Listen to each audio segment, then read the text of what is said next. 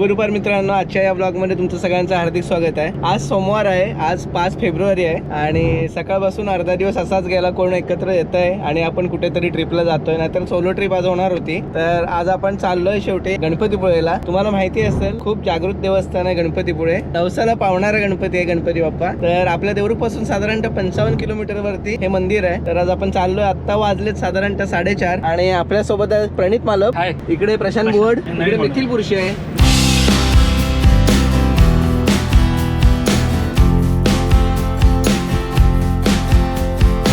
मित्रांनो आता आपण पोहोचायला आलो गणपतीपुळ्यात, 5 ते 10 मिनिटात पोहोचू। सनसेट व्हायच्या आत आपल्याला मस्तपैकी ड्रोन उडवायचा आहे, ड्रोन फ्लाय करायचा आहे आणि वाजले आता 5:20। मित्रांनो गणपतीपुळ्यात पोहोचण्या अगोदर मी थोडं थांबलोय कारण मला ड्रोन फ्लाय करायचा होता। तर आता मी एका स्पॉट वरती आलोय, तुम्हाला दाखवतो। सुंदर स्पॉट आहे, वाव काय व्ह्यू दिसतोय बघा मित्रांनो।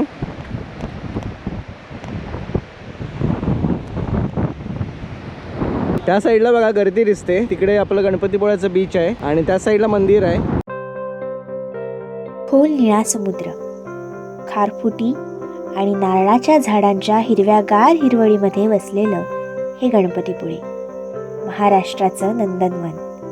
मुंबईच्या दक्षिणेस आणि कोकणाला भिडणारा हा 370 किलोमीटर अंतरावर असलेला स्वर्गाचा छोटासा तुकडा आणि कोकण किनारपट्टीवरचा एक चित्तथरारक पण मनोहारी सुंदर समुद्रकिनारा।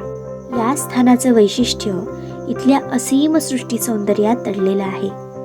मंदिराला गर्द हिरवी पार्श्वभूमी देणारी डोंगरांची रांग आणि या हिरवळीला कोंदण लाभावं असं नव्या मंदिराचं देखणं स्थापत्य, सृष्टीच्या या नैसर्गिक चमत्काराने शांती आणि गांभीर्य याचा जगावेगळा भास इथं निर्माण केला आहे। मित्रांनो आता आम्ही पोहोचलोय, गाडी लावले पार्किंग मध्ये। गणपतीपुळेला प्रवेश करतानाच संस्थान श्री क्षेत्र गणपतीपुळे लिहिलेली एक मोठी कमान उभारण्यात आली आहे। मित्रांनो आता आपण गणपतीपुळ्याच्या गणपती मंदिरच्या परिसरात आहे, समोर बघू शकता त्या साईडला मंदिर आहे। दोन्ही बाजूनी उंचच्या उंच डोंगरांमध्ये वसलेलं हे स्वयंभू श्री गणेशाचं मंदिर। मंदिराच्या परिसरामध्ये अनेक छोटी मोठी दुकानेही आहेत। मंदिराच्या आत शिरताना बाहेर एक मोठा मूषकराज हात जोडलेल्या स्वरूपात नजरेस पडतो।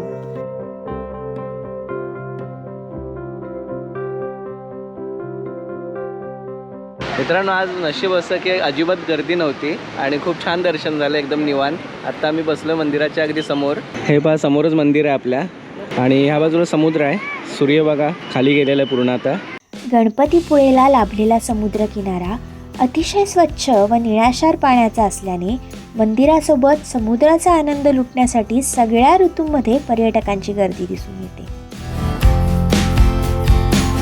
असा होता आपला गणपतीपुळे हा मनमोहक प्रवास। तुम्ही पण नक्की भेट द्या।